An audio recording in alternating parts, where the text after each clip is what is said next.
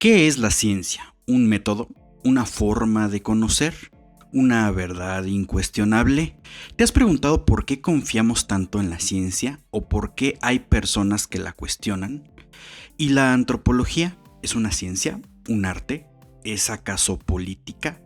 Vivimos rodeados de debates y de formas de ver la realidad, pero ¿quién realmente estudia a la ciencia? En este episodio de La Hoja Suelta conversamos con Gustavo, antropólogo social de la Escuela Nacional Antropología e Historia, Antropogux en redes sociales, sobre qué es la ciencia y cómo la antropología nos ofrece herramientas para cuestionarla, entenderla y transformarla. Una entrevista que conecta el pensamiento crítico, la historia y la vida cotidiana. Les saludamos como siempre sus anfitriones Wendy Osorio y Omar Espinosa, sus arqueólogos de confianza en Libreta Negra MX. En esta ocasión contamos con un gran invitado que es Gustavo. Lo conocen mejor en redes sociales como Antropogux. Él es antropólogo social y venimos a conversar sobre ciertas polémicas recientes de la ciencia, su aparente objetividad y neutralidad e incluso un poco de su si la ciencia es científica en realidad. Muchas gracias, Gustavo, por estar por acá. No, igual muchas gracias por la invitación y vamos a tratar de ahondar un poco en este tema.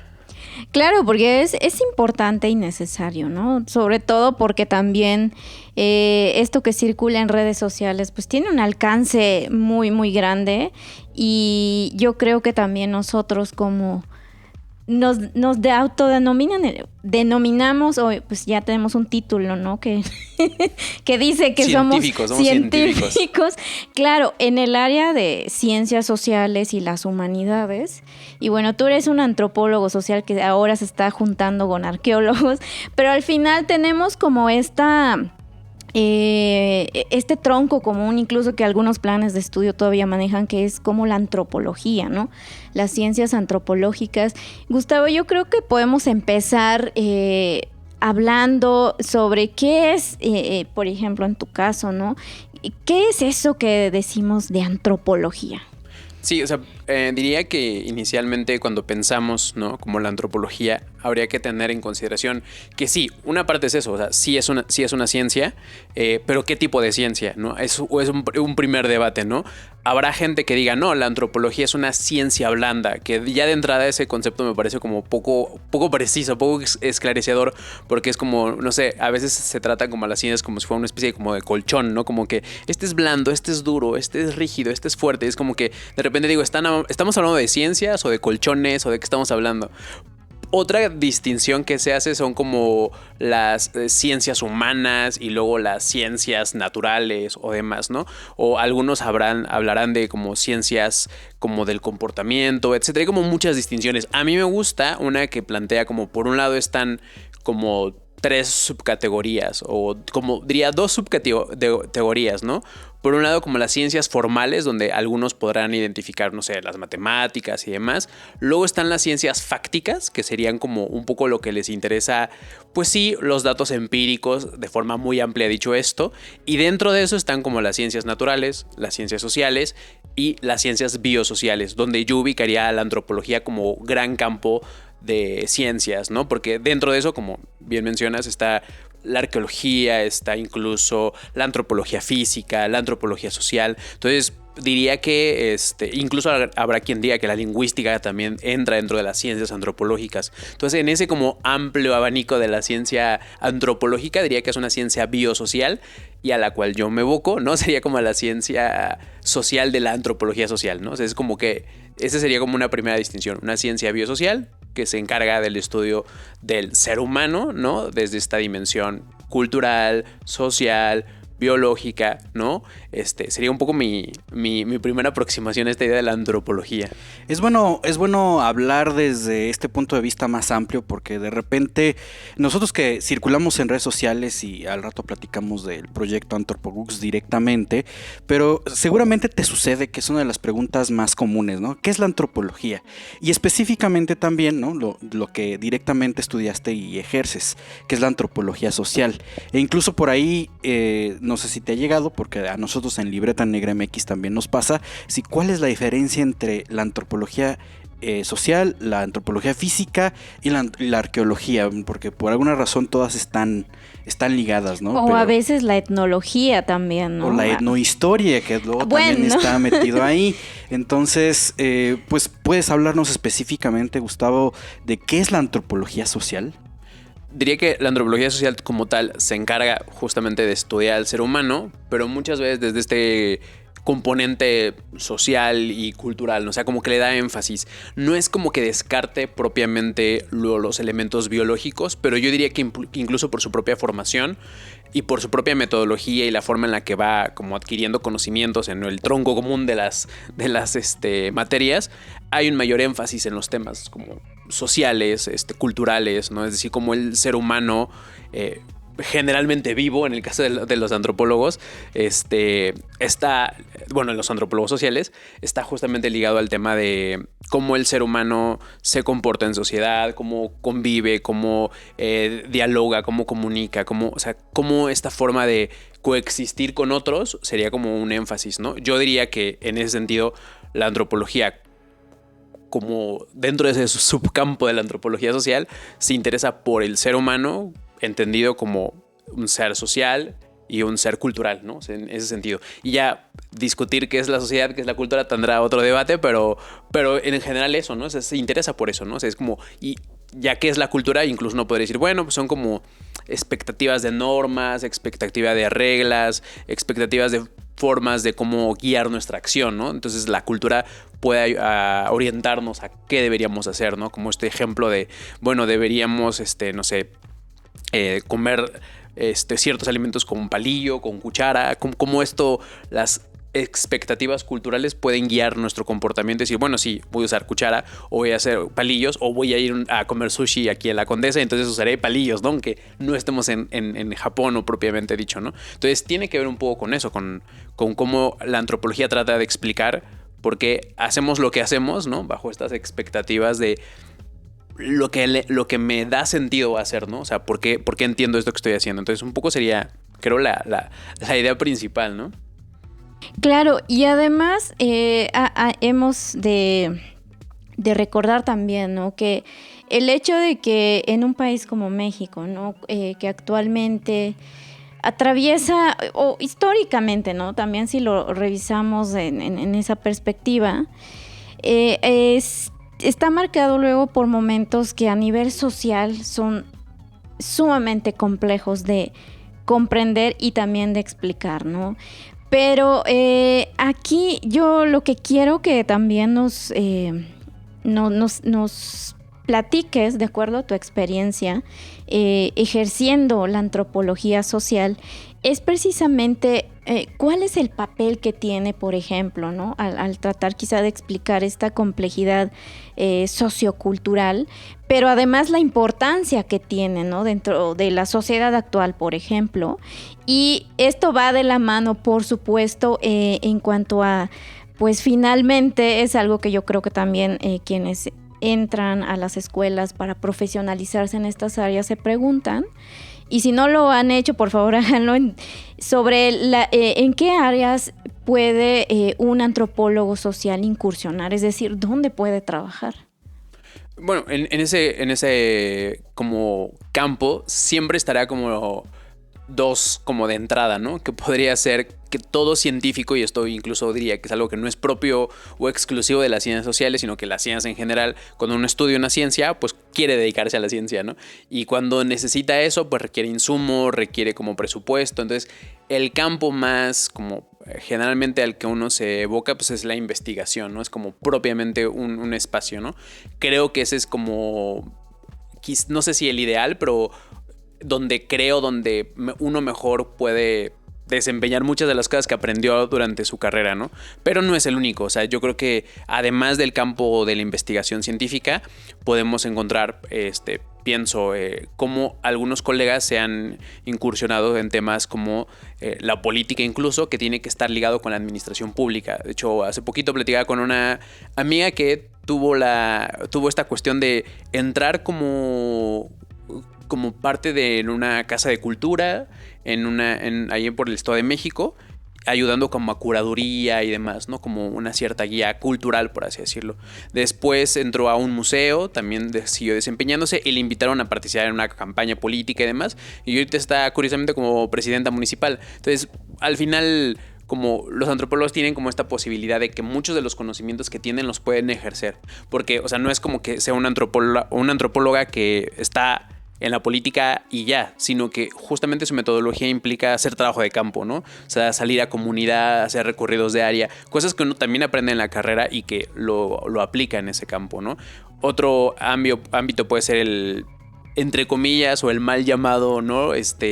Estos lugares como culturales, ¿no? Como museos, instituciones. Y digo mal llamado porque pues en la antropología tenemos una visión como un poco más amplia de la idea de cultura, pero que pues son esas zonas, ¿no? El otro podría ser el tema de la docencia, ¿no? Que creo que es otro espacio donde también participamos, que es diferente al de la investigación, pero suele ir de la mano. Y incluiría yo la divulgación, porque habemos gente que también nos dedicamos a la divulgación y ya también es un campo ahí y que es un campo emergente, diría yo, ¿no? Es un campo emergente. Entonces, no sé, quizás también el tema de la gestión cultural, los museos, la política, la administración pública, la ciencia, la docencia.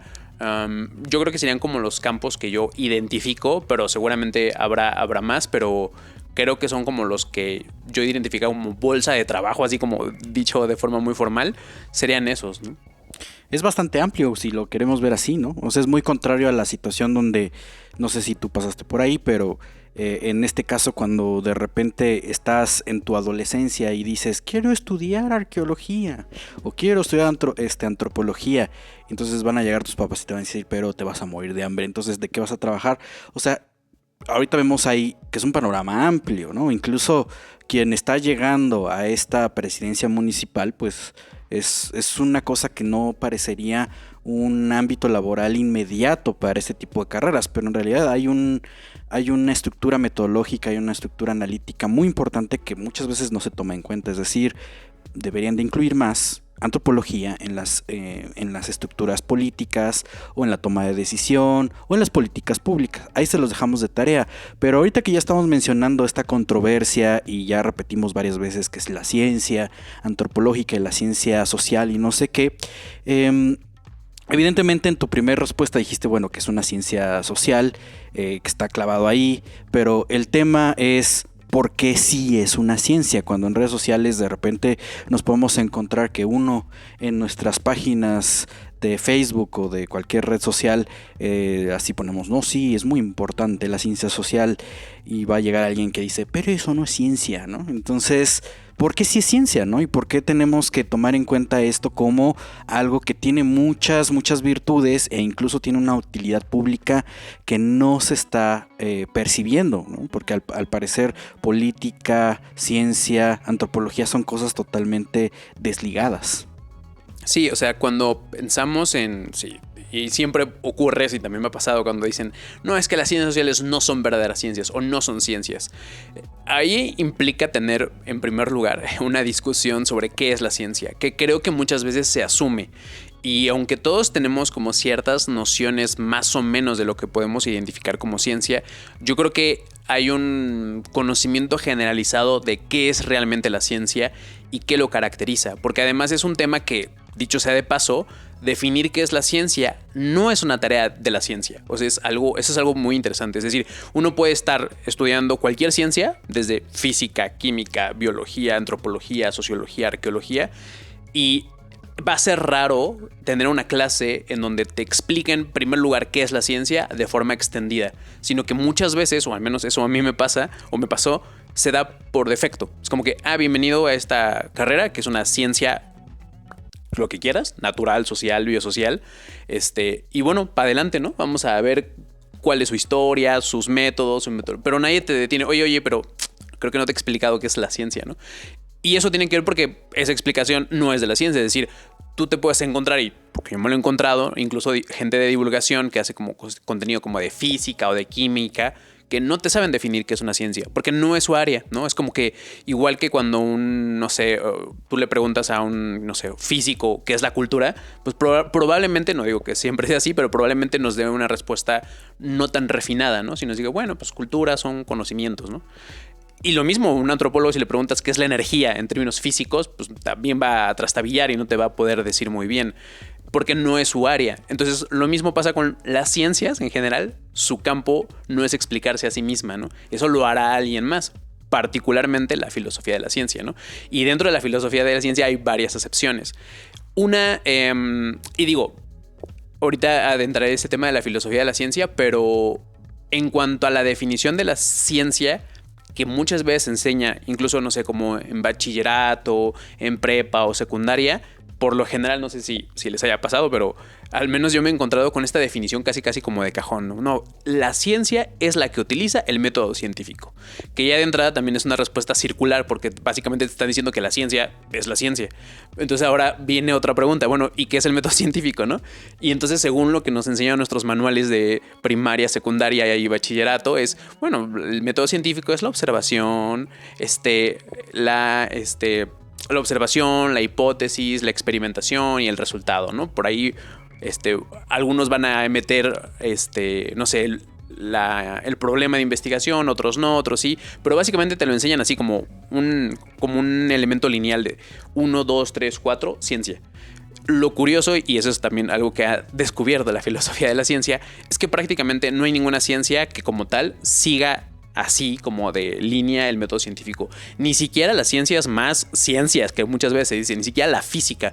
Entran otros factores, como incluso platicaba hace poco con un colega que es filósofo de la ciencia y pedagogo, que está en Chile, estudió en Colombia, y me decía, es que incluso hay factores como lo que se le conoce como la serendipia, ¿no? Esta cuestión de que estoy buscando una cosa y de repente encuentro otra.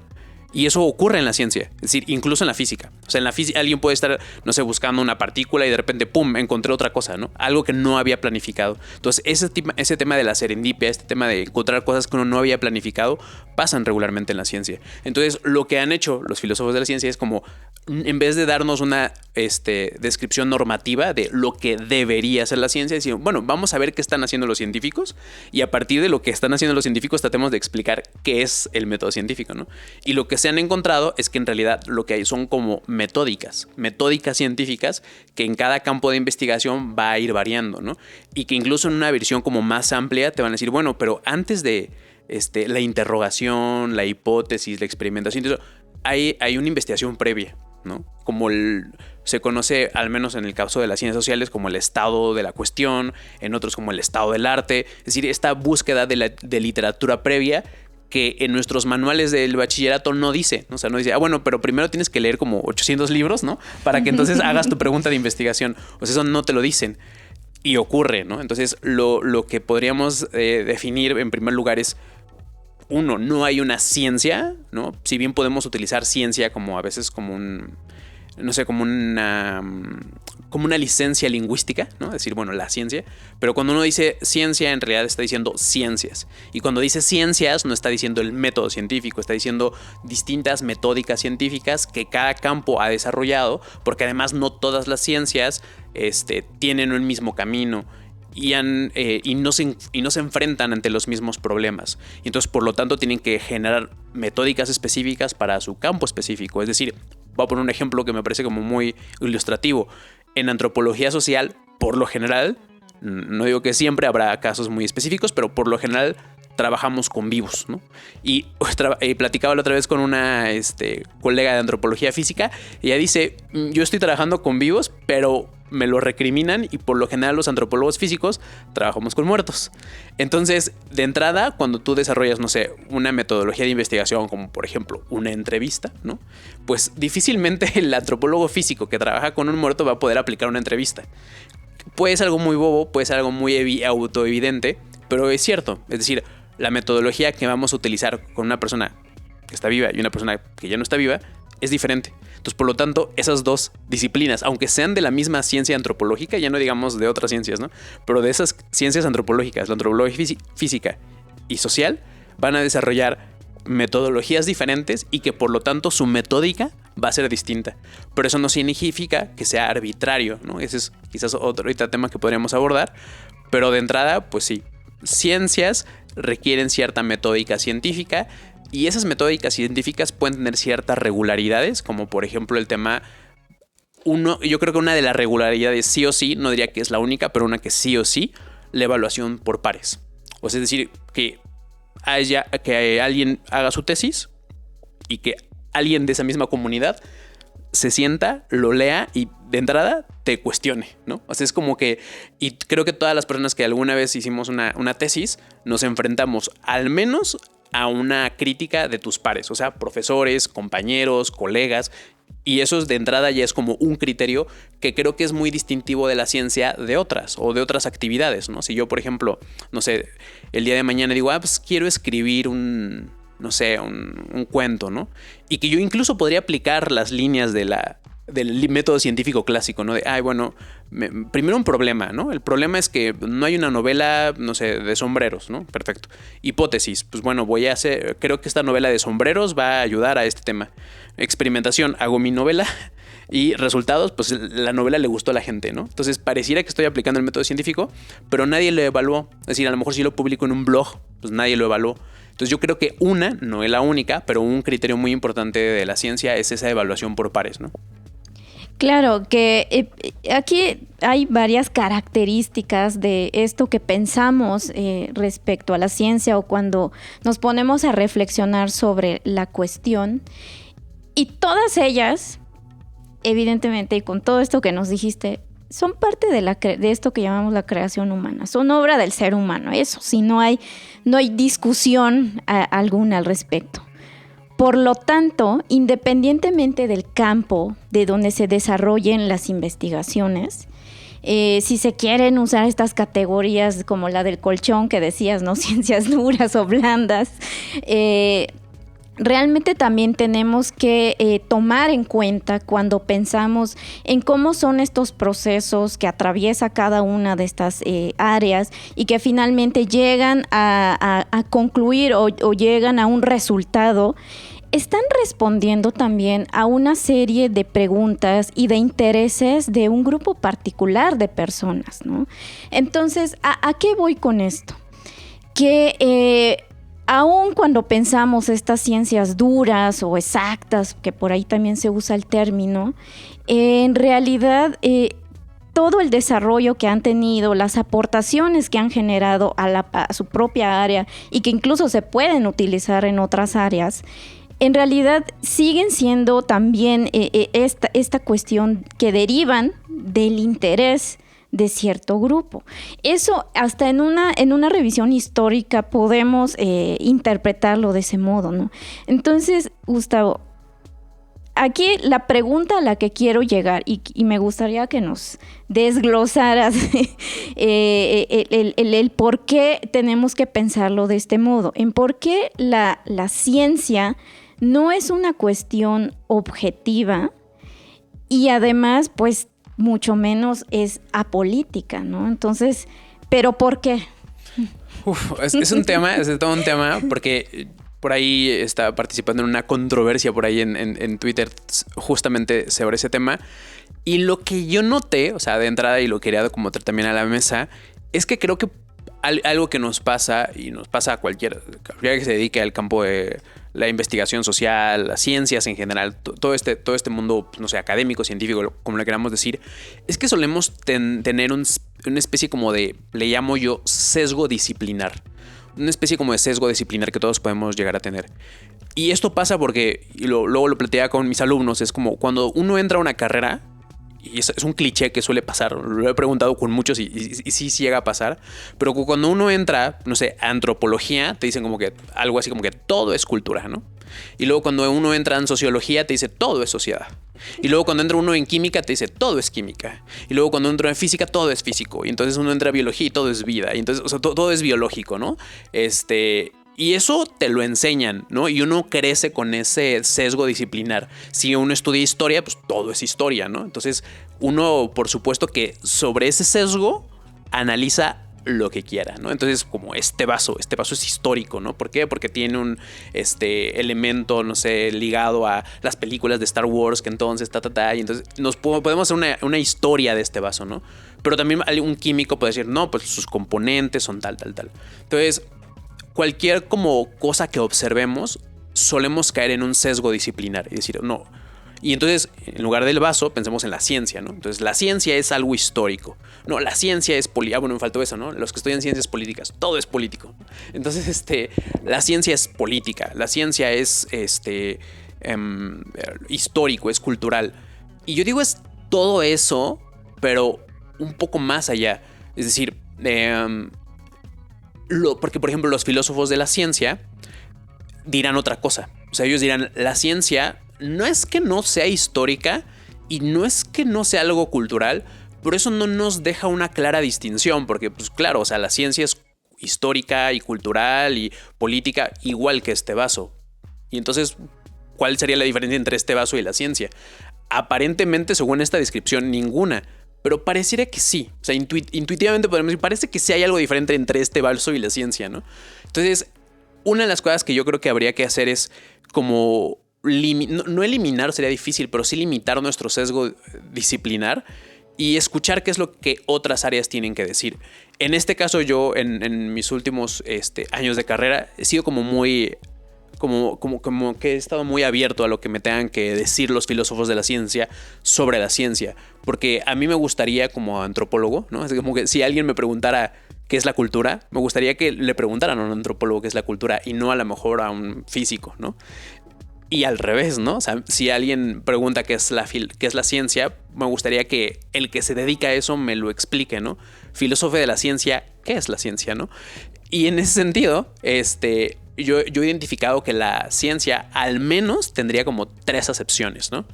Primero, como una actividad humana socioinstitucional donde evidentemente hay sesgos, hay ideología, hay un elemento político, lo que los filósofos de la ciencia le llamarán el contexto de descubrimiento o el contexto de investigación.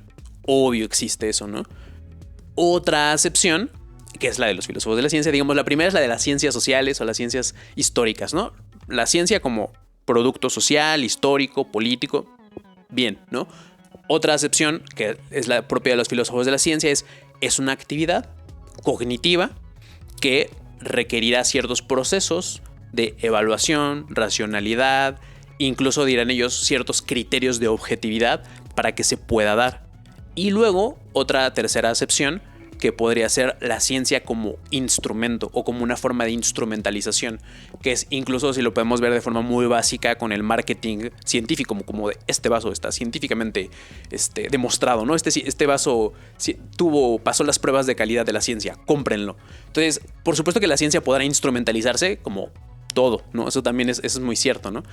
Porque incluso habrá gente que diga, no, según la antropología, lo he escuchado porque mi tema de investigación va sobre los discursos como de la ultraderecha, y de repente sí he escuchado gente, no, es que la antropología dice que solamente existe dos sexos, ¿no? Y es como que, caray, ¿la antropología dice eso? No sabía, ¿no? Y entonces, por supuesto que va a haber gente que te instrumentalice la ciencia. Eso siempre va a ser así, ¿no? Pero, en el caso de esas 3 acepciones, yo diría que las 3 son como complementarias, y yo creo que habría que, para evitar el sesgo disciplinar, escuchar a las 3, ¿no?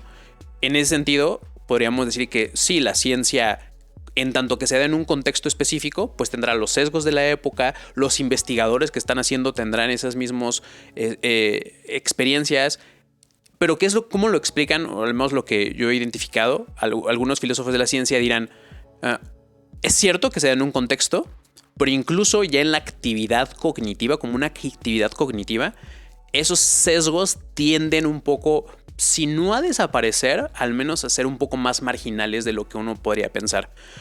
Por ejemplo, si yo pongo mi ejemplo, ¿no? de los discursos de ultraderecha o cualquier otro tema de investigación, por supuesto que está ligado a mis intereses, ¿no? Y ahí un filósofo de la ciencia dirá, obvio, es decir, por supuesto que tu elección de tema depende de coyunturas, depende incluso de tu país, si lo que tú quieres investigar, si por ejemplo alguien dice, no, pues me interesa el tema de la narcocultura porque está permeando ahora, pues claro que depende de tu contexto y de tu coyuntura específica. Dice, pero habría que pensar bien si en realidad cae en una completo sesgo ideológico, que creo que es lo que a mucha gente le preocupa cuando te dicen es que la ciencia no puede ser ideológica. O sea, lo que te están diciendo, siendo como muy caritativo con la gente que está diciendo este planteamiento, no es que no está diciendo que, pues evidentemente no puede haber como una influencia en tu interés de, quiero investigar la narcocultura porque es un tema político y presente y necesario para investigar en el país. Sino lo que te está diciendo es que tus resultados no deberían estar ligados sobre la ideología, ¿no? Como por ejemplo decir, ¿sabes qué? A mí no me gusta la narcocultura, la detesto, me parece horrible. Entonces, por lo tanto, mis resultados resultado de investigación, la narcocultura es fea, deberían quitarla, vaya la narcocultura. Pues no, o sea, no sería una buena respuesta, ¿no? Sería lo mismo pasa, por ejemplo, con el tema de... Y lo platicaba con una colega con el tema de la cuestión de género, que también genera mucha controversia de la ciencia debería tener perspectiva de género. ¿En qué sentido, no? O sea, si te refieres a que no deberían evitar o no debería haber prejuicios para que contraten a mujeres en los centros de investigación, totalmente, ¿no? O sea, ahí debe estar la perspectiva de género para evitar que injustamente no se contrate a mujeres investigadoras, por ejemplo, ¿no? Donde a lo mejor debería ser un poco más marginal en los resultados, ¿no? En el sentido de, ¿saben qué? No contratan mujeres porque, no sé, la ciencia es patriarcal. Y eso puede ser un eslogan ideológico. Y hasta cierto punto podría ser cierto o hasta cierto punto no.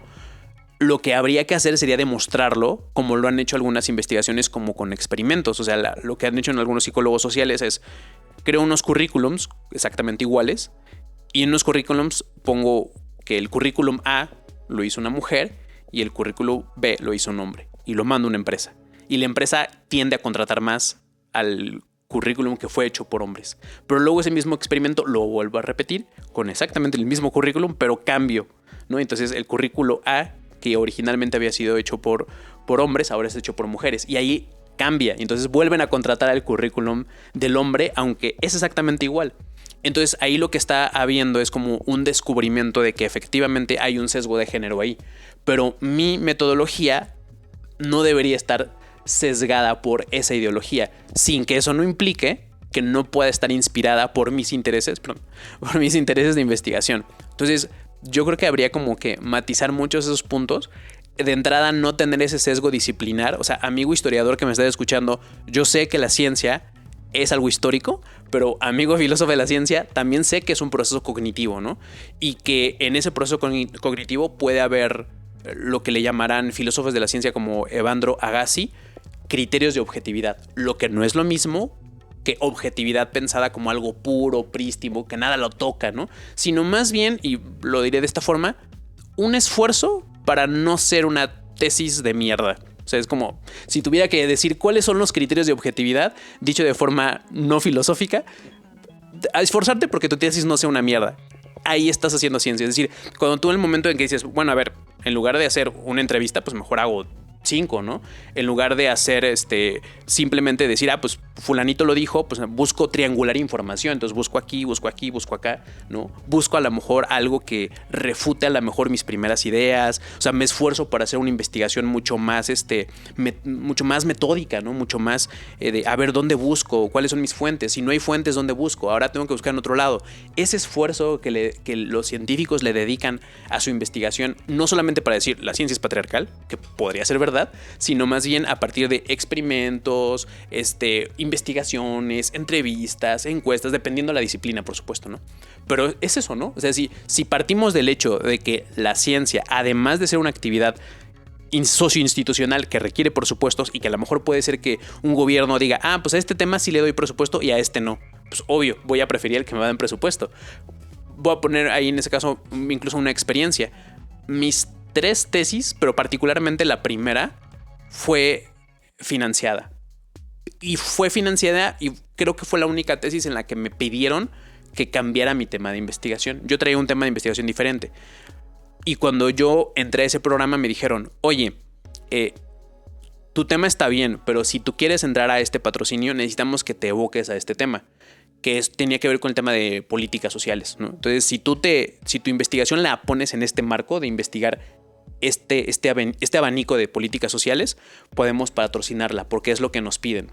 Y yo dije, va, ok. ahí alguien podría decir, ahí está, la ciencia no es objetiva porque te pagaron y cambiaste de tema. Pero al momento de yo hacer la investigación, a mí nadie me dijo, no puedes aplicar esto, no puedes hacer esto, no puedes citar a este autor. O sea, yo tuve completa y total libertad de citar a quien yo quise, entrevistar a quien yo quise, hacer la etnografía en donde yo quise, en el contexto que yo quise, y mis resultados metodológicos fueron evaluados por pares, o sea, por mis profesores, por mi asesor interno, por mi asesor externo, gente que estuvo revisando el trabajo, al menos, si mal no recuerdo, creo que 5 personas revisaron ese trabajo y luego un sexto más que fue en el instituto donde lo presenté. Entonces eso quiere decir que mi trabajo pasó por esos criterios de objetividad, ¿no? Esos criterios de evaluación por pares, esos criterios de a ver cómo lo hiciste y no quién me patrocinó. Entonces ahí vemos claramente que la ciencia como actividad socioinstitucional está ligado a estos intereses políticos, económicos, ¿no? Que van a decir, a estos temas le doy presupuesto. Pero a la hora de actividad sociocognitiva, los criterios cambian, ¿no? No es como que te digan, pues ¿sabes qué? Queremos que tu tesis diga que esta política estuvo bien. Que ojo, tampoco no estoy diciendo que no existan los conflictos de intereses, que es otro tema, ¿no? Pero en mi experiencia, nadie me dijo, cambia tus resultados, ¿no? Porque incluso mi tesis fue una crítica a esa política. Y nadie me dijo, cambia tus resultados o modifícalo. En los resultados, digamos que la ideología fue marginal. Y en la elección de tema, pues sí, estuvo ligado a que alguien dijo, si te interesa entrar aquí, haz esto, ¿no? Pero incluso ahí yo pude haber dicho, no, ¿sabes qué? No, me quedo con mi anterior tema, ¿no? Entonces, es un poco más complejo, ¿no? De decir, sí, la ciencia es ideológica. A ver, sí, si te refieres a esto, no si te refieres a esto, ¿no? Entonces, ahí hay que ver que estas 3 acepciones de ciencia, ¿no? Lo que pasa en este momento es que conforme te vamos escuchando, ¿no?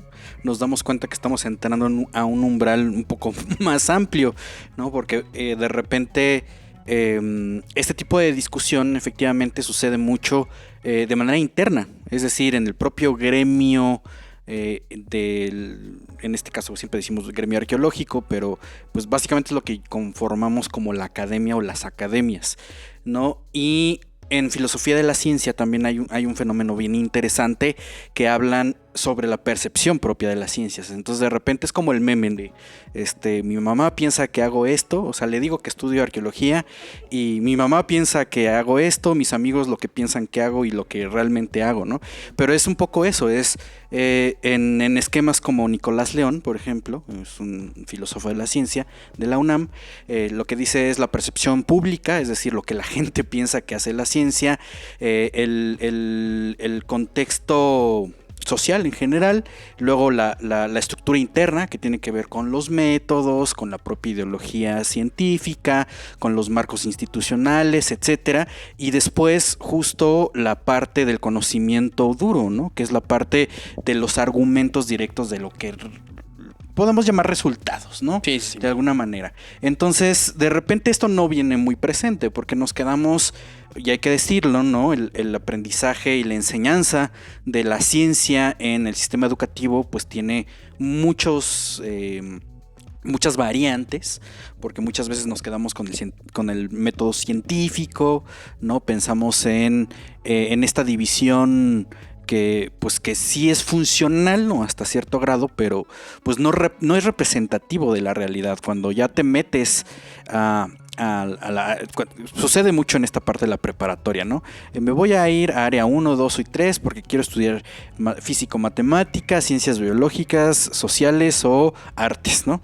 Pero cuando ya pasas el proceso de selección y estás en tu universidad y ya estás en la carrera, hay mucha gente que dice, no tenía absolutamente ninguna idea de en lo que estaba metiéndome, porque no tenemos presente esto. Sucede, creo que en todos, y dejen aquí su comentario si a ustedes les pasó, si ya pasaron por ese proceso de la carrera, pero de repente me acuerdo mucho cuando platicamos con Mario Fuente, que decía de la historia, ahí en la ENA también, decía, es que historia pensamos que son los eventos históricos, pero cuando ya entras a la carrera de historia, en realidad es estudiar y analizar esos eventos históricos, no aprenderte fechas y cosas por el estilo.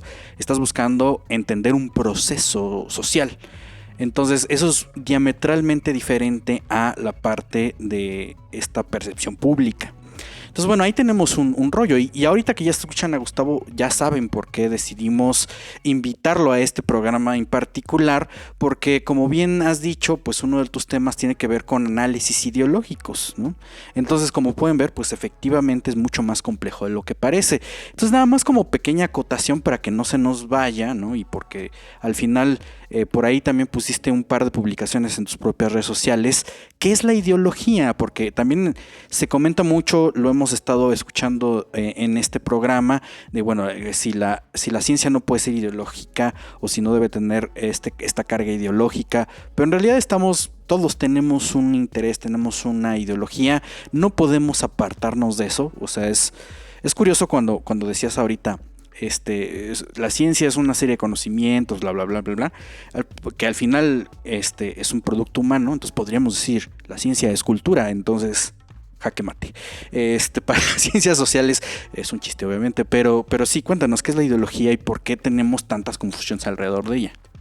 Sí, de entrada es una confusión que me parece legítima, porque propios autores que se han encargado de estudiar la ideología, prácticamente no hay tratado de ideología que no empiece diciendo no se entiende qué es ideología. Entonces, un texto que se trabaja, por ejemplo, un lingüista que se llama Tim Van Dyke, tiene un texto que se llama Ideología, y dice un análisis multidisciplinario. Entonces dije, vamos a ver qué se ha dicho de ideología desde las distintas disciplinas. Es un libro como de 500 páginas, como para explicar qué es la ideología. O sea, de entrada, ya que un texto de 500 páginas busque explicar la ideología, nos da un pequeño acercamiento de que o sea, que en una frase la digamos requerirá cierta complicación, ¿no? Pero también un elemento aclaratorio, y es algo con lo que yo generalmente me he comprometido en los últimos años, es evitar como estas ambigüedades conceptuales o estas amplitudes conceptuales que se vuelven como difíciles de explicar. Entonces muchas veces, a ver, como yo lo que he visto es que a veces se trata como ideología como sinónimo de cultura, o como sinónimo de cosmovisión, o como sinónimo de sistema de ideas, cosas que son completamente, o sea, no completamente diferentes, pero diferentes. O sea, es decir, hablar de cultura es una cosa, hablar de cosmovisión es otra cosa, hablar de ideología es otra cosa, y aunque puedan tener relaciones, incluso yo diría que la ideología, en mis términos, lo diría que es como un subsistema del propio sistema cultural, por así decirlo, sí hay como diferencias, ¿no?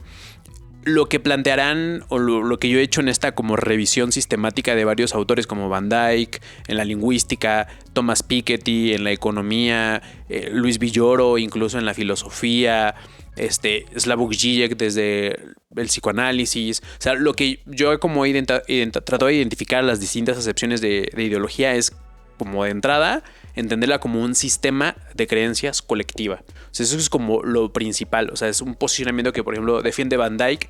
Y dice, cuando hablamos de cosas como más individuales o personales, no podríamos hablar como tal de ideología. Tendría que ser algo colectivo, ¿no? Dice, eso de entrada.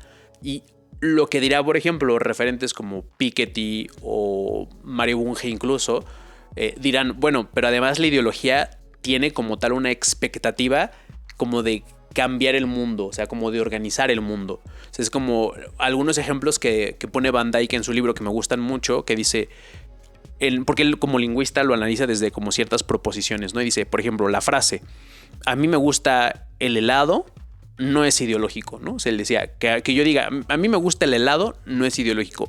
Puede ser cultural, sí. Puede ser una cosmovisión en ciertos puntos de, no sé, empiezo a adorar el helado, podría ser, definitivamente podría ser algo cultural, ¿no? Porque a lo mejor si en un país, o sea, desconozco si hay un país donde no haya helados, ¿no? Pero como ejemplo, ¿no? Supongamos que hay un lugar, un país donde no haya helados como tal. Pues quizás la frase me gusta el helado no tendría mucho sentido ahí. Pero en nuestros casos, si yo digo que el helado me gusta, no es ideológico. Pero siguiendo esa misma lógica, en cambio diríamos, bueno, si yo digo, el helado le gusta a mi familia, o nos gusta a nuestra familia, entonces ya deja de ser una creencia personal y se vuelve una creencia colectiva. Y entonces ahí diríamos, bueno, ahí parece que es algo ideológico, porque ya no es algo individual, sino algo colectivo. Pero añadiendo lo que dicen otros autores, tiene como este afán como de modificar o de organizar la sociedad de cierta manera. Entonces, la frase a mi familia o a mi familia nos gusta el helado no pareciera que tiene esta acepción de cambiar el mundo. Sin embargo, si yo dijera, a mi familia le gusta el helado y por lo tanto la sociedad debería promover el amor al helado, entonces sí es ideológico. O sea, es un poco lo que dice Thomas Piketty en un texto que se llama Capital e Ideología. Al inicio dice, ideología son como creencias y respuestas, ciertas expectativas sobre cómo nos gustaría que se organizara la sociedad. Entonces, por ejemplo, si yo digo en la frase, no sé, la educación debería ser privada o la educación debería ser pública. Esas dos frases no implican algo que solamente tenga que ver conmigo, sino a nivel social. O sea, es decir, cómo debería ser la educación a nivel social, cómo debería ser la educación a nivel general, ¿no? ¿Deberíamos promover políticas públicas que promuevan la educación privada o deberíamos promover políticas públicas que favorezcan la educación pública, ¿no? Entonces, eso ya tendrá un elemento ideológico y tiene que ver incluso con una especie, porque también está relacionado con eso, por lo general, las ideologías no solamente tienen como creyentes, sino militantes. O sea, y militantes, o sea, tiene también esta acepción de, bueno, una persona que está en un partido político, pero también es una persona que se esfuerza por eso, o sea, que hace cosas activas para que eso cambie. O sea, si yo digo, quiero que la educación sea pública, necesito hacer algo, no nada más decir, pues sí, quiero que la educación sea pública y me siento en mi casa y ya. No, o sea, salgo, me manifiesto, protesto, incluso lo publico en redes sociales, o sea, a lo que voy es que promuevo esa idea, ¿no? De que la educación debe ser pública, no solamente es algo personal. Lo mismo en el ejemplo del helado, ¿no? Si yo empiezo a promover el helado, como que la gente tiene que amar el helado, entonces ya se vuelve algo ideológico.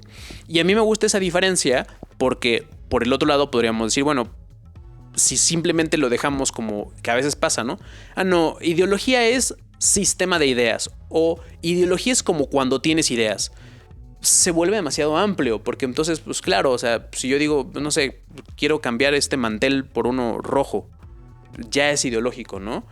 O quiero cambiar este vaso por uno de otro color, ¿no? O quiero lavar este vaso. Entonces, ya es ideológico. O sea, sería como algo raro, ¿no? Que yo diga, quiero lavar este vaso. Y eso es ideológico porque es una idea, no deja de ser una idea, ¿no?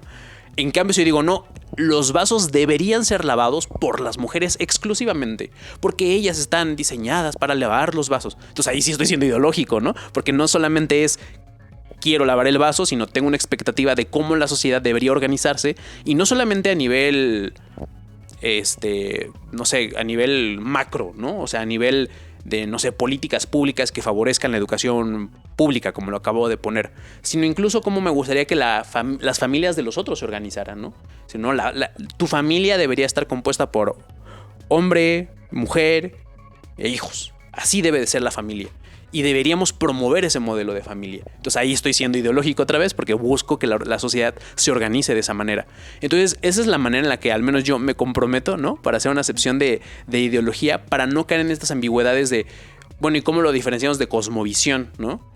Porque entonces pareciera que es un sinónimo, que la cosmovisión también tiene que ver con un sistema de creencias, pero que está más orientado a quizás un elemento, puede ser personal, puede ser colectivo, pero que no necesariamente puede promover el cambio social, ¿no? O sea, por ejemplo, si yo digo, ¿sabes qué? Yo tengo una cosmovisión, no sé, de orientación budista, ¿no? Y entonces todos los lunes medito y hago ciertas cosas, pero no lo promuevo. O sea, no digo, no, y tú también deberías ser budista. Es más, te invito a que, o sea, entonces ya sería una ideología. Entonces, de ahí que todo pueda convertirse en una ideología, eso es verdad. Pero yo creo que no todo es ideológico, porque hay una frase que me gusta mucho, que es como, si todo es ideológico, pues entonces nada lo es, ¿no? Porque si todo lo es, ¿cómo lo diferenciamos de lo que no lo es? Y quizás aquí estoy como omitiendo o me estoy yendo como la versión más actual, por así decirlo, de las acepciones de ideología, pero si nos vamos más atrás, o sea, si nos vamos desde la visión marxista, o sea, ideología es falsa conciencia, o sea, es que tus ideas estén como alineadas a lo que dice la burguesía o lo que dice la estructura, ¿no? Entonces, bajo ese concepto de que la ideología es falsa conciencia, entonces no podría haber ideología revolucionaria, ¿no? Que después otros teóricos postmarxistas, ¿no? Dirían, no, sí se puede tener una ideología revolucionaria. Que Marx diría, no, eso ya no es ideología, eso es conciencia de sí. Pero bueno, palabras más, palabras menos, diría que hay un montón de acepciones que incluso cuando generalmente se usa ideología de forma despectiva, están usando la forma clásica, ¿no? La forma clásica de falsa conciencia, ¿no? De tus creencias están mal. por eso son ideológicas, ¿no? Esa es una acepción. La otra es un sistema de creencias que está orientada a organizar la sociedad de cierta manera. Esa es la definición amplia con la que yo me comprometo, ¿no? Y habrá otros autores como incluso Zizek, que también tendrá una idea de ideología tan amplia que en alguno de sus libros él cita tal cual y dice, bueno, ideología es como cuando hacemos algo y no creemos en eso, ¿no? Y dice, y la cultura también. Entonces se vuelve como complicado como abordar ese tema de forma tan abarcante, ¿no? Y yo por eso me comprometo con una definición que sea un poco más operativa y que de entrada tampoco me la estoy sacando de la manga, ¿no? Es algo que dice Van Dyck, Thomas Piketty, Bunge, Luis Villoro. Bueno, que Luis Villoro sí lo identifica un poco como con creencias falsas, pero incluso él tiene su idea de creencias un poco más amplia, que también me agrada. Entonces yo me comprometería con esa definición. Si alguien me dice, ¿cuál es o sea, si yo tengo una ideología, claro, ¿no? Porque yo quiero que la sociedad se organice personalmente de forma más justa y más igualitaria. Esa es como la ideología. E incluso si yo hago una investigación, voy a buscar promover eso. Por ejemplo, en el caso de lo que hace Claudia Golding para explicar la brecha salarial, ¿no? O sea, ella puede partir de una ideología, decir, a mí me gustaría que la sociedad sea más justa y más igualitaria, pero para eso voy a tener que hacer una investigación que eso esté ligado, ¿no?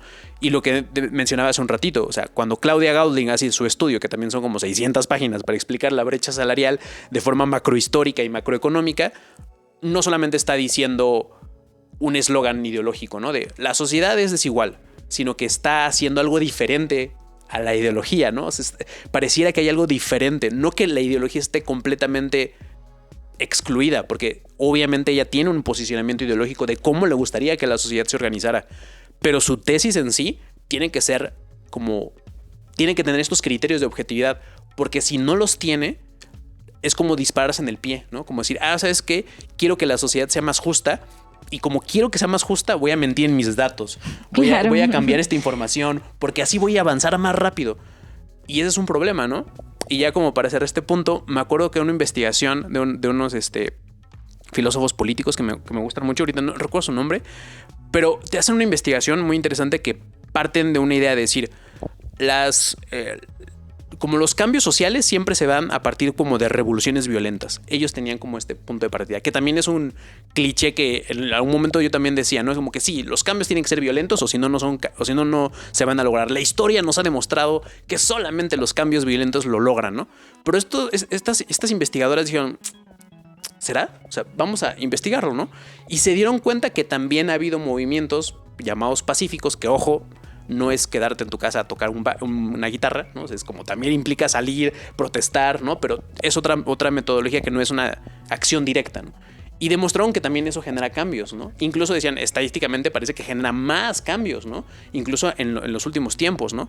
Y entonces ahí lo que está diciendo es, queremos un mundo más justo, pero como queremos un mundo más justo, incluso tenemos que investigar temas con los cuales nosotros antes creíamos y que a lo mejor tendremos que reformular y reactualizar y cambiar nuestros panoramas políticos, porque si queremos lograr eso, necesitaremos información, entre comillas, objetiva, y que, insisto, hablemos un poco más de criterios de objetividad y no como objetividad así como esencia, ¿no? Como de... Y justamente este filósofo de la ciencia, Evandro Agassi, dice... Contraintuitivamente lo que uno puede pensar dice, la objetividad se construye, o sea, no es algo dado. O sea, también eso es algo interesante porque dice, la objetividad cambia de época en época, lo cual uno podría decir, no, pero pues la objetividad es algo que está y es impoluto. Dice, no, la objetividad se construye también y requiere criterios y requiere esfuerzo y habrá que cambiarla. Y si vemos que esto no funciona, habrá que reactualizarla, ¿no? Y creo que eso tiene que ver un poco con ese... como algunos filósofos le llaman como el espíritu científico, ¿no? No es esta idea de la ciencia es la verdad absoluta y todo, sino de, no, hay que esforzarnos para que este punto quede claro que es así, ¿no? Entonces, por eso, ahora que mencionabas el tema de estos clichés de la historia, ¿no? De, pues la historia es aprender fechas, ¿no? Pues lo mismo pasa, ¿no? Con la ciencia, ¿no? Pues la ciencia es encontrar la verdad a partir de experimentos. Tampoco, ¿no? Claro. Lo que es la claridad conceptual, ¿no? Nos da ciertas libertades. Y en pro de la claridad conceptual, me quedé pensando que dije Nicolás León, que es un médico antropólogo, sí lo... el antropólogo sí, físico, o sea, estabas pensando en él, pero no te quería... Me cambié los nombres, el filósofo de la UNAM, el filósofo de la ciencia de la UNAM es León Olivé. Entonces, nada más, en pro de la claridad. Criterio de objetividad personal. Ahí está la Ese aclaración. es un ejemplo. Ese es un ejemplo de honestidad intelectual y de criterio de objetividad y de compromiso de no quiero desinformar. O sea, ahí está. Pero lean a León Olivé, es muy bueno. Pero, a ver, Gustavo, aquí, por supuesto que esto nos ayuda, ¿no? También a cuando tengamos que manejar estos temas en diferentes situaciones, pues tener más claro también cuando estamos hablando de ideologías, de cosmovisiones. Pero aquí hay algo que también hemos estado mencionando, bueno, particularmente tú, sobre todas estas cuestiones que se discuten desde estas áreas de la filosofía de la ciencia. Me gustaría que también nos hablaras. No te voy a pedir que lo resumas o que no, me lo digas en 5 palabras, pero ¿de qué va esta área, la filosofía de la ciencia? Básicamente su tarea es tratar de explicar de alguna forma cómo funciona la ciencia y cuáles son los criterios que utiliza la ciencia. Y también dentro de la filosofía de la ciencia hay como distintas líneas, ¿no? Está la historicista, que justamente pondrá el peso en el cómo históricamente los métodos científicos han cambiado, las distintas metódicas científicas se han desarrollado en distintos contextos. Y habrá enfoques como por ejemplo, creo que de los más conocidos es Thomas Kuhn, que dirá, bueno, o sea, hay paradigmas y estos como paradigmas compiten y entonces luego el paradigma más chido queda, ¿no? Después el propio Thomas Kuhn dirá en otro momento, bueno, no es tan así, ¿no? Luego habrá otro filósofo de la ciencia que me gusta mucho que se llama Lakatos, que dice, no, pues lo que hay son como programas de investigación y los programas de investigación tienen un núcleo duro que es más difícil de cambiar y hay como cinturones de teorías que protegen ese núcleo duro y luego hay una heurística positiva que es lo que sí hay que hacer y la heurística negativa que es lo que no hay que hacer, ¿no? Entonces el propio Lakatos hará su propia distinción y un poco para contrastarse, o sea, para pelearse con dos, o sea, con Karl Popper, ¿no? Que él dice, no, la ciencia tiene que ser falsable, ¿no? Y Lakatos dirá, o sea, sí necesitamos cierto criterio de falsabilidad, pero así como tú lo ves, Popper, no es tan así. O sea, no se da así como tú lo dices, ¿no? Y por otro lado a Thomas Kuhn, que era como, no, la ciencia es según la historia y según su desarrollo, y dice, a ver, sí, también tiene una dimensión histórica, pero tampoco es tan así, ¿no? Entonces, hay estos ejes, ¿no? Como dentro del propio filosofía de la ciencia, incluso tendrá estos personajes como polémicos, ¿no? Como Paul Feyerabend, que él también se peleó con Lakatos, ¿no? Tenían unas discusiones muy interesantes. Tristemente falleció Lakatos y ya no pudieron terminar sus últimas cartas, ¿no? Pero se peleaban, ¿no? Se peleaban Thomas Kuhn y Paul Feyerabend. Y Paul Feyerabend defenderá una especie como de anarquismo epistemológico. Y él dirá, no, es una frase que se ha popularizado y que algunos la matizan, algunos no, pero es como la de todo vale, ¿no? Justamente con el colega que hablaba, él es como amante de Feyerabend y él me explicaba, decía, bueno, una lectura caritativa del todo vale es que en realidad en ciencia todo en algún momento puede valer, ¿no? O sea, es como que hay cosas que en su momento no se consideraban, pero después sí se consideraron, ¿no? Pero también hay una versión como más como radical, que es como todo vale y puede llevar a ciertas implicaciones negativas. Por ahí yo también compartí en Twitter que estaba este tema de... Hay una polémica de Paul Feyerabend en un libro que a él lo entrevistan. Bueno, que él va... Más bien como él va como poniendo sus reflexiones sobre la verdad. Y llega un punto en el que él dice, bueno, hay unas cosas que mis colegas me han reprochado, ¿no? Como esta parte de, bueno, si hay una como que es algo se me fue la palabra. Como... ¿Es la inconmensurabilidad interparadigmática, acaso? Esa, ¿no? Y que llevada a una visión como de totalidad, de que algo es totalmente, dicho en otras palabras, incomparable, ¿no? Es como que no se puede comparar entre paradigmas o entre... Tiene implicaciones peligrosas, pienso yo. Que además también lo dirá otro filósofo latinoamericano que se llama Pablo Guadarrama, que tiene un libro muy, muy bueno que se llama... ¿Para qué sirve la epistemología a un profesor? búsquenlo, es muy, muy buen libro. Pero justo él retoma una cita de Feyerabend, que yo después busqué en su libro y efectivamente la dice, porque hay que tener criterios de objetividad, no hay que confiar aunque nos gusten los autores. Y efectivamente, Paul Feyerabend dice algo así como, me han cuestionado algunos colegas esta posición un poco medio tibia sobre el tema del fascismo, ¿no? Y él básicamente dice, a ver, no es que el fascismo sea algo que a mí me encante, pero pues creo que debería tolerarse, ¿no? Esto obviamente uno puede también hacer una lectura caritativa y decir, bueno, en el tiempo en el que lo dijo el fascismo no era lo que es el fascismo, pero por otro lado, y lo decía en ese tweet, Feyerabend es consistente. O sea, si él dice, tú no tienes criterios para evaluar uno de otro, entonces ¿cómo evalúas la ciencia nazi de la época con sus implicaciones eugenésicas, racistas, ¿no? O sea, ¿cómo lo haces? Por ahí alguien me decía, éticamente, bueno, sí, éticamente podrías hacerlo, pero también podrías hacerlo científicamente. O sea, también podrías decir, oye, pues tus teorías eugenésicas son incorrectas, ¿no? O sea, tus teorías, incluso en el caso de la antropología, esta parte de que antes medían los cráneos y dependiendo cómo te medía el cráneo, decías, no, tú sí eres delincuente o no eres delincuente, ¿no? La frenología. Entonces, todas estas como teorías que en su momento fueran científicas, si caemos en algo que se pueda, en algo que es incomparable de forma radical, pues no podrías compararlo, ¿no? Podrías, bueno, pues es cada quien haciendo su ciencia, ¿no? ¿Quién eres tú para criticar otra disciplina, ¿no? Pero de una forma más moderada podríamos decir, bueno, sí, las metódicas cambian. Yo prefiero la lectura moderada de Feyerabend, que es como muchos métodos pueden ir cambiando dependiendo de disciplina en disciplina, pero uno radical puede llevarnos a tener esas implicaciones. Y ojo, no es una falacia, ¿no? Porque a mí me ponían, no, es que es una falacia Dominen, porque y luego, no estoy diciendo que el anarquismo epistemológico está mal porque Feyerabend era fascista, ¿no? Sino más bien es una implicación lógica. Si yo digo todo vale, es todo vale. O sea, no, porque si es todo, es todo. O sea, a menos de que digas, no, todo vale, pero menos eso. Entonces ya no es todo, ¿no? Y no puedes comparar paradigmas, incluyendo la ciencia nazi. No es así. Bueno, entonces ya sí es comparable, ¿no? Entonces sí podemos tener criterios de decir, aquí se equivocaron, aquí hay sesgos. Otra vez, los criterios de objetividad. Entonces, creo que dentro de este macrocampo de la filosofía de la ciencia, pues tenemos distintos referentes. Al punto a lo que otra vez al cual yo me he comprometido, ¿no? Es un poco siguiendo en parte a Bunge, pero últimamente a este filósofo italiano que se llama Evandro Agassi, la idea de un realismo moderado, ¿no? Es como que, a ver, sí podemos tener referentes sobre la realidad, moderado en el sentido de que pues todo va a ir cambiando también, ¿no? Y los métodos van a ir cambiando e incluso los contextos tecnológicos. O sea, antes tenías, no sé, un tipo de microscopio y después otro microscopio, ¿no? Más avanzado que te permite ver más cosas, ¿no? Entonces eso también va a ir mejorando la ciencia. Entonces dentro de esas como distintas ramas, ¿no? Pues está como el relativismo radical, que sería como la versión más radical de Feyerabend. Tenemos el historicismo con el propio Thomas Kuhn, que dirá, pues la historia y la ciencia.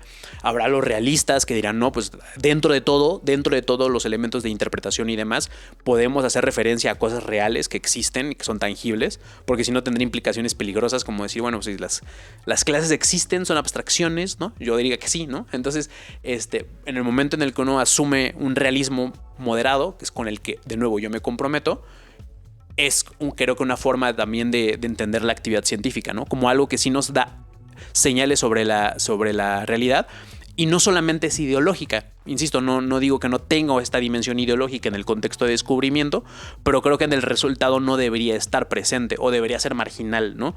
¿Por qué? Porque pues al final, si en verdad tienes una ideología comprometida por la igualdad social, por la justicia social, pues quieres respuestas adecuadas que te ayuden a eso, ¿no?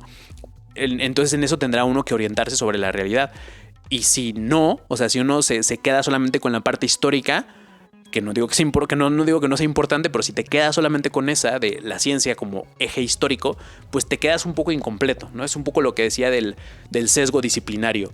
O sea, la ciencia en términos psicológicos, por decirlo en esos términos, ¿es ideológica? O sea, ¿los científicos tienen sesgos? Sí, ¿no? De hecho, apenas hay un texto de esta Lucicia, que no sé si la incluiría dentro de la yo creo que sí la incluiría dentro de las discusiones de la filosofía de la ciencia. Ella es biotecnóloga, también es trabaja el tema de la epistemología feminista, y ella se hacía dos interrogantes que ella identificaba. De hecho, uno es de arqueología, ahorita nos pueden incluso platicar sobre qué tan cierto es eso, pero en los temas biológicos ella decía, en las investigaciones hay como un cierto sesgo de algunos investigadores que eligen a los ratones machos para los experimentos y no a las ratones hembra. Luchi se hace esta pregunta de, bueno, ¿por qué? Si no pareciera que hay una razón científica detrás, ¿no? Su respuesta es esa, que no hay una razón científica, es que solamente es un sesgo. Y para quien nos esté escuchando, porque es importante experimentar con ratones hembra y con ratones macho, porque, por ejemplo, para el tema de las vacunas, si tú experimentas solamente con ratones machos y no con ratones hembra, no puedes identificar, por ejemplo, los daños colaterales o los efectos secundarios. Los efectos secundarios que una vacuna puede tener para las mujeres, que pueden generar, no sé, estrógeno, etcétera, ¿no? Ciertas características fisiológicas, ¿no? En ese sentido, en el momento en el que solamente se experimenta con ratones machos, no puedes ver esos efectos secundarios. Y por lo tanto, puede esta vacuna o esta cuestión médica puede afectar más a las mujeres, ¿no? Y le pregunté en un live que tuve hace poquito, con un colega que está en Yale, también trabaja con ratones, que se llama, bueno, su username es Juan Genómico, porque trabaja en ciencias genómicas, y le preguntaba, oye, ¿esto es cierto? Porque otra vez, criterios de objetividad. Luz Chicha, te amo mucho y me encanta tu libro, pero tengo que contrastar que lo que tú me estés diciendo es verdad, ¿no? Y él me dijo, sí, efectivamente es como un sesgo, ¿no? Él me explicaba que una aparente justificación metodológica era que, pues bueno, así se vicia menos los experimentos, pero el problema es que afectas a la otra parte de la población por no tener esos vicios, ¿no? Entonces ahí yo diría, hay un sesgo, ¿no? Pero lo interesante, y es lo que decía al inicio de la ciencia, como esta evaluación por pares, es que Luz Chicha pudo publicar un libro y decir, esto está ocurriendo, y lo puede denunciar para que las prácticas científicas cambien. Eso, digamos que eso es un elemento característico que también tiene la ciencia, ¿no? Que es más difícil encontrar en otros lados. Que insistimos, la ideología puede estar en todos lados, pero la ciencia tiene ciertos mecanismos que ayudan a marginalizarla o reducirla, para que entonces no pueda ser como tal, para que esos sesgos que tenemos los reduzcamos. Y el otro ejemplo que ponía, que era el de la arqueología, decía, a veces cuando se encuentran a un hombre y a una mujer, los arqueólogos a veces dicen marido y mujer, ¿no? O casados, ¿no? Pareja. Y cuando encuentran a dos mujeres, hermanas. O son buenas amigas. O buenas amigas, ¿no? Sí es un sesgo también. Ok, y Lucicha decía, ¿y por qué no decir que estas dos mujeres pues eran pareja? O sea...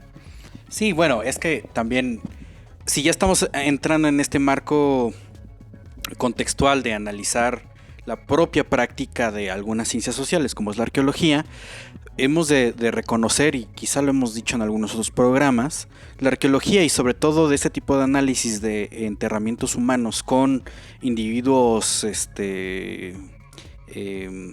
juntos, ¿no? O sea, más de uno en una sola tumba, era porque los arqueólogos eran bastante muchos, ¿no? Esa es la realidad, eran muy conservadores en un contexto, ¿no? Donde también existía una sociedad sumamente conservadora en términos de orientaciones sexuales, es decir, de identificar y de hablar abiertamente. Entonces, si tú haces un análisis de este tipo de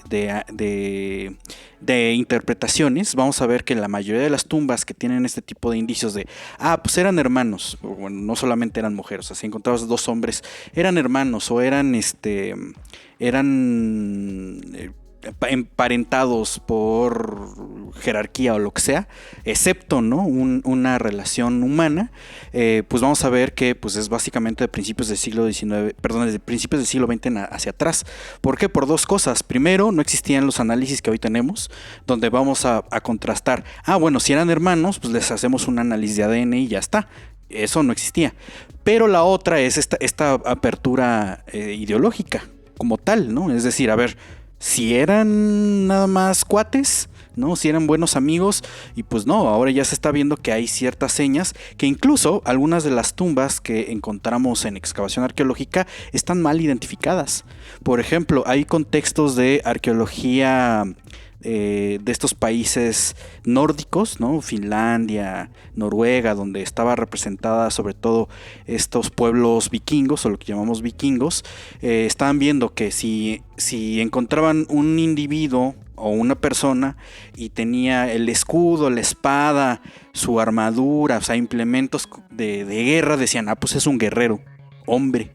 Y cuando se le hace el reanálisis resulta que un buen porcentaje de estas tumbas en realidad son mujeres. Entonces había incluso una categorización de los roles sociales muy distinta a lo que hace unos años se estaba analizando. Entonces hay una resignificación y una corrección de la información en términos de sexualidad, en términos de asignaciones de funciones sociales, en términos de importancia de sectores sociales, porque no solamente es hombre, mujer, infancia, ¿no? Sino también tenemos directamente la construcción del género, etcétera, etcétera. Por ahí hay un muy buen libro, o bueno, son dos libros donde el hombre prehistórico también es mujer y las mujeres en la prehistoria. Son dos muy buenos libros que justamente resignifican y ayudan a hacer este tipo de correcciones, porque efectivamente partieron o surgieron de un sesgo cognitivo al hacer el análisis. ¿Por qué? Porque las personas que estaban analizando, interpretando esos datos, pues tenían otro chip en la mente. Y aquí es donde justo se están unificando los criterios, ¿no? De alguna manera, porque no solamente, o sea, el tema arranca con esta parte del cuestionamiento y la controversia sobre la cientificidad de la ciencia y su objetividad, pero también es una parte antropológica, porque al final estamos analizando conductas, estamos analizando un comportamiento dentro de la sociedad que está generando toda una estructura ideológica, una estructura de ver cómo es nuestra propia realidad. Entonces también queríamos preguntarte, para ir cerrando este programa, porque lamentablemente se nos está terminando el tiempo, pero justo es: ¿cuál es el punto de unión entre esta discusión que tenemos desde el punto de vista de la filosofía de la ciencia, pero también en términos antropológicos? Es decir, hay muchas aportaciones, bueno, no solamente en términos científicos, sino aportaciones en general de la sociedad, ¿no? Entonces, ¿cuál es esta gran aportación o cuáles son los puntos de importancia de la antropología en esos términos? O sea, podemos hacer una antropología de la ciencia como tal, y creo que eso es un ejercicio válido y de lo que hemos estado hablando la última hora, pero defínenos justamente estas aportaciones dentro de la ciencia, fuera de la ciencia, particularmente en México, o sea, hablando directamente de la antropología social, ¿no? Porque de repente, y lo siento aquí, pero pues de repente sucede que la arqueología tiene mucho la vitrina, ¿no? Mucho el foco, y dicen, pues nada más se hacen estudios de las cosas del pasado, pero en realidad la antropología social tiene mucha importancia, y al inicio del programa lo mencionaste un poco, pero creo que vale mucho la pena que cerremos con eso justo. Sí, no, y de hecho con el ejemplo que pones me encantó, porque creo que sintetiza muy bien lo que hemos dicho hasta ahora, que es precisamente que, a ver, la ciencia tiene sesgos, pero también tiene criterios de objetividad, ¿no? Y estos criterios de objetividad es justamente esto: estar revisando las categorías, actualizándolas, estas reinterpretaciones de la evidencia arqueológica que previamente se tenían, y entonces irlas modificando. Eso me parece que es buenísimo, porque creo que permite hacer una lectura un poco más completa, ¿no? De decir, a ver, la ciencia es ideológica, sí, en este sentido puede acarrear sesgos ideológicos, porque en estos casos que tú ponías de tienen que ser pareja o heterosexual, es claramente un sesgo ideológico, porque queremos que la sociedad sea así, ¿no? Pero la propia revisión de la ciencia nos ayuda a cambiarlo. Y creo que en el caso de México y la antropología, o sea, en términos generales diría que quizás un trabajo muy pionero es el de Bruno Latour, cuando hace una etnografía en el laboratorio, y que se pone así como que en lugar de buscar no sé, cazadores recolectores, dice: yo voy a cazar científicos. Y entonces se mete a un laboratorio, se hace etnografía y descubre muchas de esas cosas que estamos aquí diciendo. Se está diciendo, ok, sí hay como estos egos personales, sí hay ciertos elementos como de sesgos ideológicos, pero también hay una actividad que tiene que ver con los experimentos, pero a veces las interpretaciones pueden estar ligadas a cierta coyuntura, pero también se buscan sofisticar las respuestas, o sea, damos una respuesta como más amplia en esos términos, ¿no? Y ya en el caso de una antropología mexicana, pienso incluso, por ejemplo, trabajos que a mí me marcaron mucho y que creo que también es muy interesante traerlo a la mesa, porque pareciera que el título del libro ya en sí nos está como marcando una especie como de sesgo, ¿no? Que sería, el libro se llama Antropología Marxista. Entonces, de entrada, cuando uno lee el texto, dice, no, este texto es ideológico y sesgado, y si alguien de derecha lo lee, dice, no puede ser Marx aquí presente, ¿no? Pero el texto, curiosamente, no es ideológico, o sea, en el sentido en el que lo estamos como discutiendo, ¿no? Porque seguramente Ángel Palerm también tenía sus expectativas de cómo le gustaría que la sociedad fuera, pero él hace un descubrimiento muy interesante aplicando, porque cuando uno piensa Marx dice, no, proletarios del mundo unidos, ¿no? Pero Marx también hablaba de mercancía, dinero y tenía sus fórmulas económicas. Y en ese sentido Ángel Palerm lo que hace es explicar y decir, a ver, los campesinos, como tal, y su autonomía, porque él hablaba como de la autonomía de los campesinos a partir de datos etnográficos.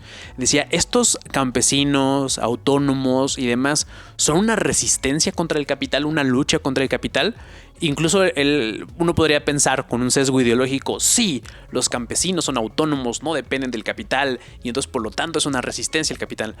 Ángel Palerm pudo haber hecho una lectura panfletaria y completamente ideológica, decir, sí, campesinos autónomos, abajo el capital. Pero la respuesta fue diferente, ¿no? Entonces él hace esta investigación y dice, parece que la autonomía de los campesinos fortalece al capitalismo. Dice, ¿por qué? Dice, porque los campesinos tienen como su propia tierra, ¿no? Que esa es como la diferencia entre campesino y alguien que está trabajando la tierra, ¿no? Que tiene su propia tierra, ¿no? Que la trabaja. Le permite como cierto grado de autoconsumo, tener fuerza, energía, tener salud, vitalidad, y que por lo tanto se vuelve, como le llama él, una mano de obra estacionaria del capital, de tal forma que cuando había como ciertas construcciones en la ciudad y requería como una migración temporal de los campesinos, o requería que en ciertas cosechas mucho más amplias traer esa mano de obra campesina para que trabajara, lo hacía. Pero y es muy interesante porque ese trabajo ya tiene mucho tiempo, pero es de los primeros trabajos que hablan de la flexibilidad laboral, que es algo muy típico, hablar de la precarización y la flexibilización. Bueno, Ángel Palerm fue, yo creo que si no el primero, de los primeros antropólogos que analiza la flexibilización laboral de los grupos campesinos en México. Y entonces él decía, bueno, parece que el hecho de los campesinos tengan su propia parcela, su propia comida, sean autónomos, eso le permite al capital no darles prestaciones, no darles vivienda, no darles un montón de cosas porque ellos ya lo tienen, ya viven, ya comen y en sus tiempos libres me los llevo para que trabajen en una construcción y luego regresan y no les tengo que dar trabajo fijo. O sea, es decir, basta con que ellos trabajen temporalmente un rato porque después regresan a sus actividades de campesino. Y eso me permite tener una fuerza de obra, una fuerza de trabajo estacionaria con salud, competente, fuerte, bien alimentada. Y entonces cuando las quiera, venga. Y cuando ya no, adiós. Pero va a seguir ahí porque su forma de vida, su forma de autosubsistencia le seguía dando eso, ¿no? Entonces, ese es uno de los aportes que curiosamente es un texto que parece ideológico en el título, pero cuando uno lo revisa, la ideología queda otra vez marginal. No es que no exista, sino que hay una investigación de campo, ciertas mediciones de la fuerza, la energía, la alimentación, todos los criterios de objetividad que estábamos platicando, ¿no? Yo creo que ese sería para mí uno de los trabajos pioneros, el Bruno Latour en el de la antropología de la ciencia, que también es algo que a mí me ha inspirado. Digamos que si hay dos ejes que a mí particularmente de la antropología me interesa, porque decíamos, ¿no? Está la antropología, luego dentro de la antropología está la antropología física, la antropología social, y dentro de la antropología social hay como dos subramas que a mí personalmente me han marcado durante toda mi carrera, y una es la antropología política, ¿no? Por eso mi tema de investigación sobre el tema de los discursos de ultraderecha y demás, y también en la maestría trabajé el tema de los movimientos sociales, y la antropología de la ciencia, que viene del lado de Bruno Latour y que tuve la posibilidad de tomar un curso con uno de los alumnos de Bruno Latour que se llama Antonio Arellano en la maestría. Él es doctor acá en México, pero trabajó con Bruno Latour y él también ha investigado sobre temas del cambio climático, de cómo se llegan a este tipo de resoluciones. Entonces, yo creo que, digamos, acá quien yo recomendaría sería a nivel global Bruno Latour, ¿no? Su etnografía en el laboratorio me parece muy buena. En el caso de la antropología en México, creo que el trabajo de Ángel Palerm sobre cómo aplica los criterios marxistas científicos, ¿no? O sea, es como cómo aplica sus criterios de explicación social y no solamente de transformación social. Y el trabajo de Antonio Arellano, que fue alumno de Bruno Latour y que lo ha desarrollado acá en México con el tema del cambio climático y cómo se desarrolla el conocimiento, ¿no? De mano de ese punto, ¿no? Y que creo que estos autores, ¿no? Como que ilustran muy bien mis posturas, ¿no? De una antropología, un interés de antropología política y una antropología de la ciencia, ¿no? Sería como mis dos líneas de interés, ¿no? Aquí la verdad es que sí nos has puesto a pensar respecto al propio quehacer desde nuestros nichos, ¿no? Y como lo comentaba Omar, nosotros conocemos, por ejemplo, muy de cerca la arqueología y su desarrollo en su aspecto de ciencia social y también la cuestión respecto a que todas estas reinterpretaciones, actualizaciones que se dan son pues muy válidas de discutirlas, pero otro aspecto muy importante, y esto yo creo que le toca a todas las ciencias actuales, es que también esta información, estos resultados, si lo queremos ver así que se generan, necesitan transitar o conectar, ¿no? Estos puentes con aquella sociedad que no necesariamente está especializada, ¿no? Entre comillas, y por supuesto dentro de estos círculos académicos especializados, pero que sí se interesa y además, ¿no? En el caso, por ejemplo, de la arqueología en México, que recibe pues estos presupuestos, ¿no? Que mencionábamos hace un momento, son pues del erario público, ¿no? Entonces ahí también hay cierta responsabilidad para con esta sociedad, pero que yo pienso que hay caminos iniciados, pero definitivamente falta mucho para poder crear estos puentes de comunicación, ¿no? Entre lo que se genera en los laboratorios, dentro del círculo académico y pues la sociedad finalmente, ¿no? Entonces, sabemos que tú tienes también un proyecto de divulgación, ¿no? Que hace un momento, bueno, te preguntábamos también sobre las oportunidades para trabajar estas áreas de, por ejemplo, la antropología social. Una de ellas mencionaste, ¿no? El trabajo de la divulgación. Y es que en estos espacios, como son las redes sociales, que desde ya unos años para acá nos posibilitan generar estos espacios precisamente para poner a discusión, ¿no? Estos temas que yo creo que sí son tan importantes. Y pues nos gustaría que nos comentaras cómo ha sido tu experiencia, ¿no? Trabajando con este proyecto de divulgación que tienes en redes, que son parte del presente y yo creo que también del futuro, ¿no? De la antropología social, por ejemplo. Pero ahí también me gustaría que nos comentaras, pues, cómo ves también, ¿no? El futuro mismo de la antropología social. Sí, y yo creo que si en la academia, ¿no? O sea, en el posgrado que actualmente estoy cursando, mi interés de la antropología política es más latente, en las redes mi interés por la antropología de la ciencia es más latente, ¿no? Y que dentro del subcampo de la antropología de la ciencia incluiría el tema de la divulgación, ¿no?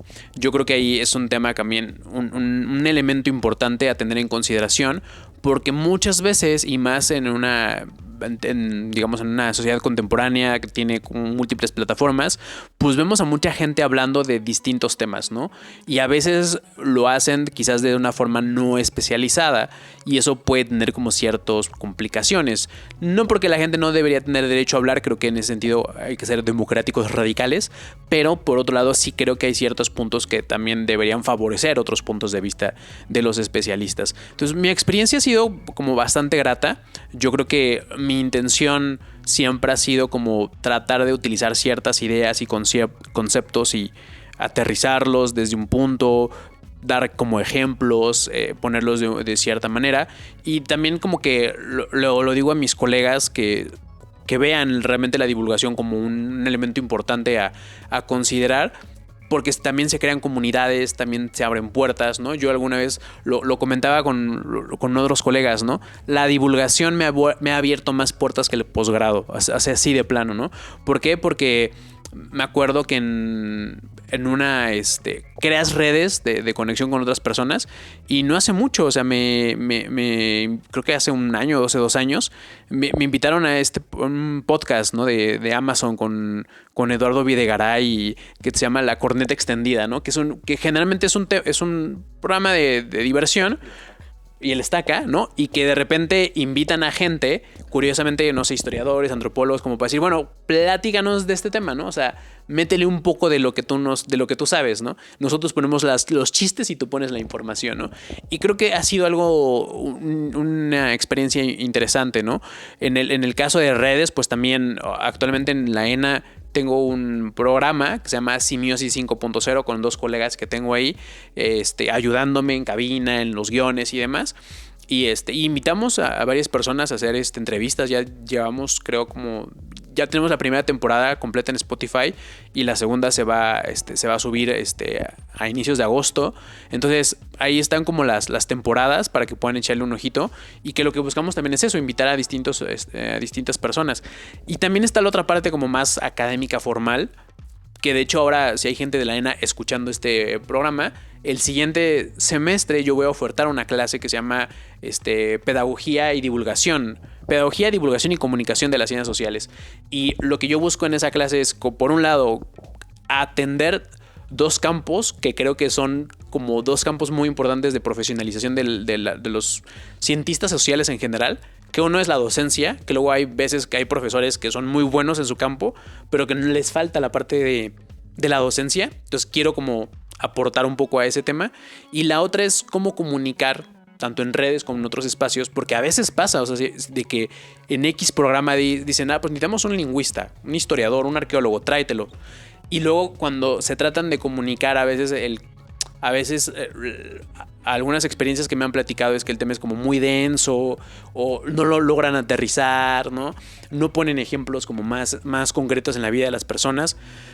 Y luego estos programas dicen, no, pues ya no lo invites, mejor invítate a un comediante a que hable de cultura, ¿no? Entonces, para evitar eso, yo creo que es importante tener estas como bases también de cómo comunicar la formación, y es algo que yo que busco en esa clase, y que son como puertas que se van abriendo, ¿no? Creo que el futuro de la antropología puntualmente está, sí, en la parte de la investigación, pero también creo que también está en la parte de la divulgación, en la parte de explicar el mundo, pero también aportar al mundo, ¿no? A partir de la comunicación, la divulgación, compartir, saber esta diferencia cuál es la diferencia entre divulgar y difundir, ¿no? Todo este tipo de temas que son importantes y que son temas que están presentes, ¿no? O sea, al final, en un contexto de oferta de podcast, ¿no? Creo que no vienen mal algunos que toquen estos temas de manera un poco más especializada, sin necesariamente caer en lo formal y en lo más academicista del mundo, ¿no? Sino que también genera estos lazos de comunicación con las personas, y que también es una expectativa ideológica, ¿no? Es decir, implicará decir, me gustaría que en el mundo el conocimiento de las ciencias sociales estuviera más al alcance de las demás personas, ¿no? Y sobre esa expectativa ideológica uno va, ¿no? Entonces, aunque ya en la investigación tratará como de marginalizarla, ¿no? Pero que la expectativa está, ¿no? De tratar que la antropología, como parafraseando esta frase de Jean-Paul Sartre, se ensucie las botas y que salga de la academia, ¿no? Oye, ¿y dónde te encontramos al final también? Estoy en Twitter, en Facebook, en Instagram, en TikTok. Ahí me encuentran como Antropobooks, donde creo que subo más contenido es en Instagram, donde subo en las historias, luego comparto algunas actividades y cosas así. Y también los programas de radio. También ahí hago los en vivos, y si quieren echarle un ojito, pues están ahí anclados por si le quieren dar una visita a los programas que tenemos ahí. Entonces me encuentran en las redes como Antropux, en prácticamente todas. Pues fantástico, ya lo escucharon y por supuestísimo pues también sigan a Libreta Negra MX. Este es La Hoja Suelta, ¿no? El podcast donde debrayamos un poco sobre cultura, historia y arqueología, y en esta ocasión antropología social, filosofía de la ciencia y todo lo demás que comentamos aquí. Pues muchísimas gracias, Gustavo, ha sido un placer escucharte y pues tener esta perspectiva más amplia y mucho más concreta sobre esta controversia, y pues sin duda estaremos ahí echando un ojo, ¿no? a los nuevos programas. Sí, muchas gracias, y pues nos vamos despidiendo de esta hoja suelta, no sin antes recordarles que cultivamos memorias. Pues nos vemos la siguiente ocasión con otro gran tema. Muchas gracias. Gracias. Buenos días, buenas tardes y buenas noches, por si no nos vemos. Seguimos cultivando memorias en La Hoja Suelta. No olviden compartir este podcast para generar más conversaciones. Deja un comentario o like para conectar contigo. Califícanos en esta plataforma. La Hoja Suelta es una producción de Libreta Negra MX, Wendy Osorio y Omar Espinosa. Síguenos en redes sociales. Cultivamos memorias.